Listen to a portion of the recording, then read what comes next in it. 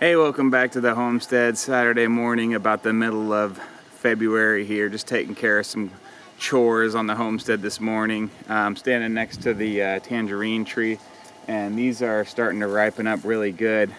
So that's something we're happy about. These just taste so great. That's why we got, this is a tangerine, I think, that was here when we moved in, but that's why we got that mandarin, is because these are so good. We just needed more. So anyways, yeah, we do have kind of a bummer on the homestead with these wood chips I just got delivered. But before we go check that out, I want to take a quick tour through the winter garden and show you guys how that's gone. So yeah, I'm just going to walk through real quick and show you guys. So these are some of the broccolis, and we've, harvested a lot of these already. It just tastes so good. Some of these have gone to flower, so we'll see if we get seeds off these. Hopefully we can. I don't know the research on this, if these are hybrids or what, but yeah, a lot of flowers on the broccoli. So yeah, we harvested a lot of that. It's really good.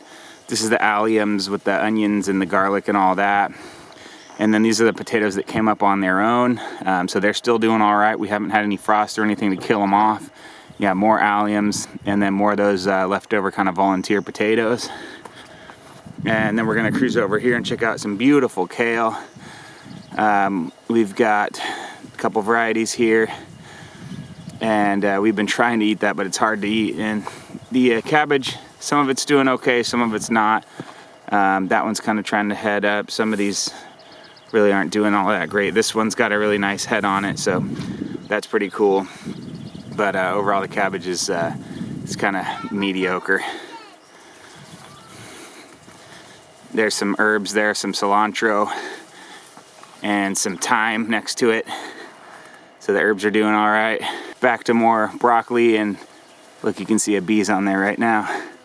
So hopefully these will get seeds. I have to look into it, if what kind these were, if they're able to get seeds off them or not. But yeah, next time, I think there's some more broccoli. Next time I want to just do a lot of broccoli coming into winter, and maybe do some succession planting with it, because it kind of ripens quick. Like this all would have been able to be eaten, but it went to seed or flower super quick. So might want to stagger the planting and do it delayed, so that you have it all throughout the kind of fall winter season here, or more like winter spring. But yeah, there's still some left. But yeah, we've just been harvesting a ton of it and just loving it. And yeah, more kale over here. We have so much kale, we don't know what to do with it. Probably start making smoothies, hopefully juicing it and stuff. And then we've got our bare root strawberries in the ground. So yeah, a couple different varieties, and some other stuff left over, bok choy.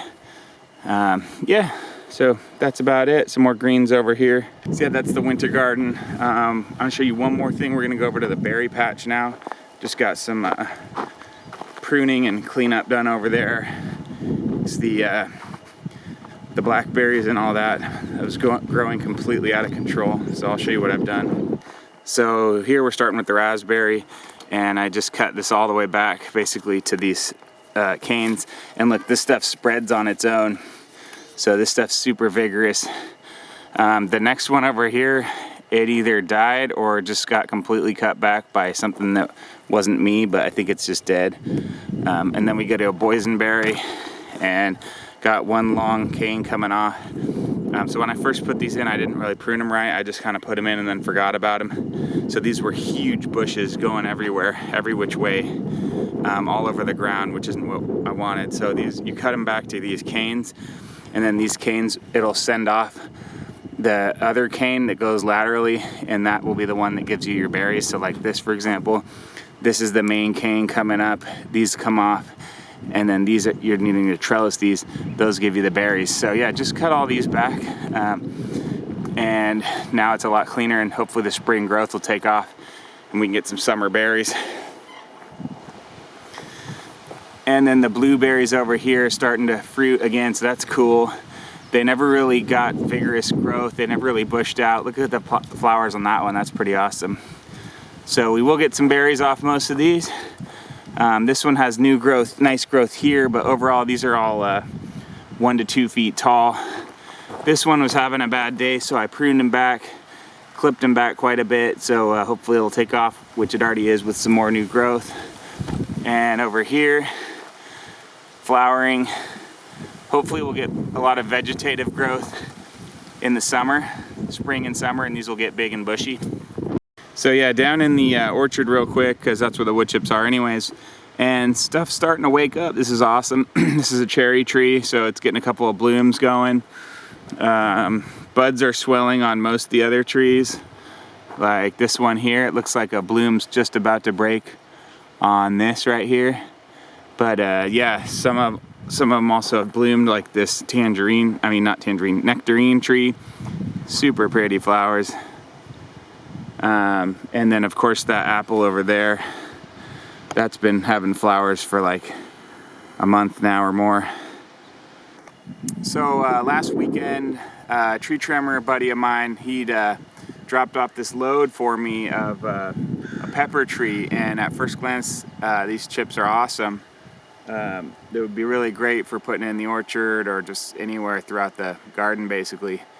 But this was last weekend, so 1 week ago, it's Saturday now, and I was planning on using these today, but I got a call that this tree had died.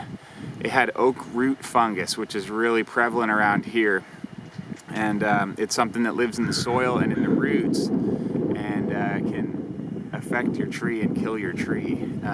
So it doesn't always affect trees and kill them. We actually have it in another part of the yard, the front yard. We had a big large pine tree, and I didn't know about it until we took it down a year or two later after some rain.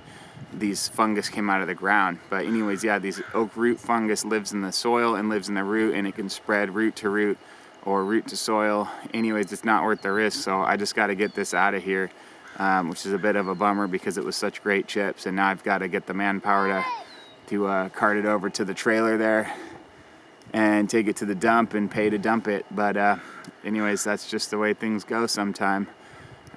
So yeah, that oak root fungus, just not wanting to risk it and just gonna get rid of it.